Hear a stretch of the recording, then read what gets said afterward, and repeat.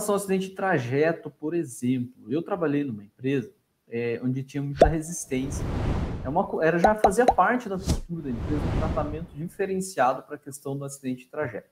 Não era muito bem diferenciado, mas dava-se o mesmo peso para o acidente típico. E eu vejo muitos profissionais, muitos colegas falando que o acidente de trajeto, é um absurdo, e que ser caracterizado como acidente de trabalho é responsabilizar a empresa por aquele acidente que aconteceu, não tem cabimento algum. Em certos pontos eu até concordo, mas a gente, lá dentro dessa empresa que eu trabalhava, a gente pensava muito na questão cultural, né? A forma do acidente de trajeto, a gente tratar o acidente de trajeto, ele acabava auxiliando e sendo um forte apoio para a gente na construção da cultura de segurança lá dentro.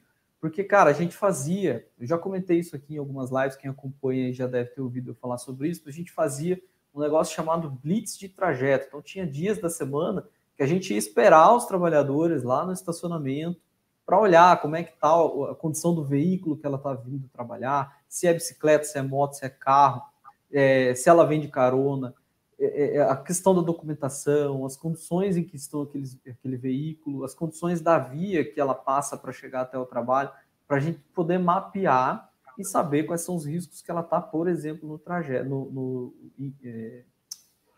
exposta no trajeto dela do trabalho para casa e vice-versa.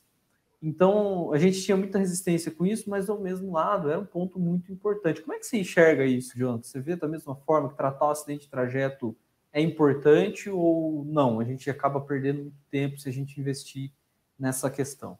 Sem dúvida, Felipe. Não só é importante, como é necessário para uma gestão de custos da empresa. Porque o acidente de trajeto ele não está no artigo 21 da Lei 82.3 de 1991 e ele não equipara-se a um acidente de trabalho? Sim. Equiparando-se a um acidente de trabalho, desde 2015 ele não impacta mais no FAP da empresa, porque isso sim era bastante complicado, porque tu não consegue ter um controle sobre a conduta dos outros motoristas no trânsito. Então, desde 2015, no FAP, que é um tributo que custa muito caro para as empresas, quando existe benefício social através do INSS, depois do 15º dia, isso não impacta mais. Mas, assim, quando existe CAT e um afastamento prolongado, a empresa não recolhe FGTS daquele trabalhador? Recolhe, porque é acidentário. O benefício não é B91, quando ele volta do benefício, ele não tem direito a 1 ano de estabilidade no emprego? Tem. Aquela mão de obra, se você tem 10 funcionários numa empresa, só tem 10 funcionários na empresa porque a empresa precisa de 10 funcionários para produzir.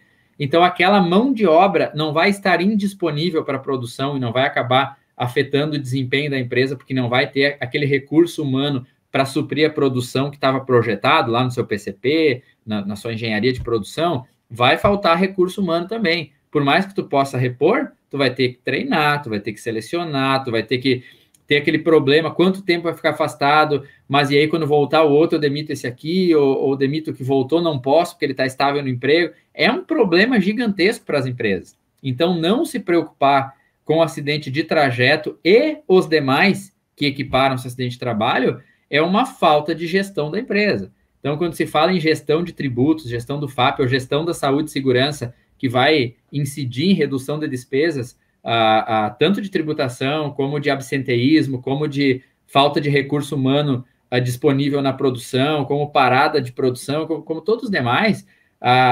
obviamente, a gente pensa em todas as indisponibilidades e todas as despesas possíveis, inclusive no trajeto, né? Então, seria insanidade de um gestor não levar isso em consideração por não concordar.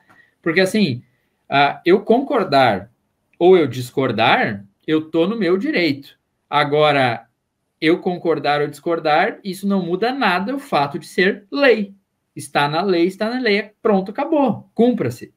Entende? Ah, mas eu não vou registrar a CAT. Cara, o cara tem atendimento em hospital, tem testemunha, vai ser pior para ti. Porque aí, quando tu não registra a CAT, que é uma obrigação acessória, quem pode chegar lá na tua porta e bater é a Receita Federal do Brasil.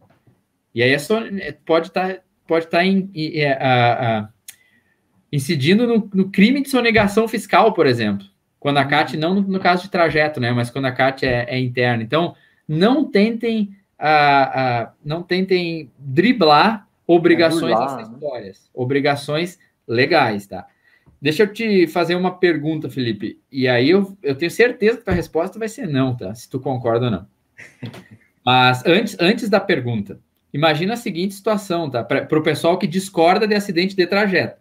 Porque assim,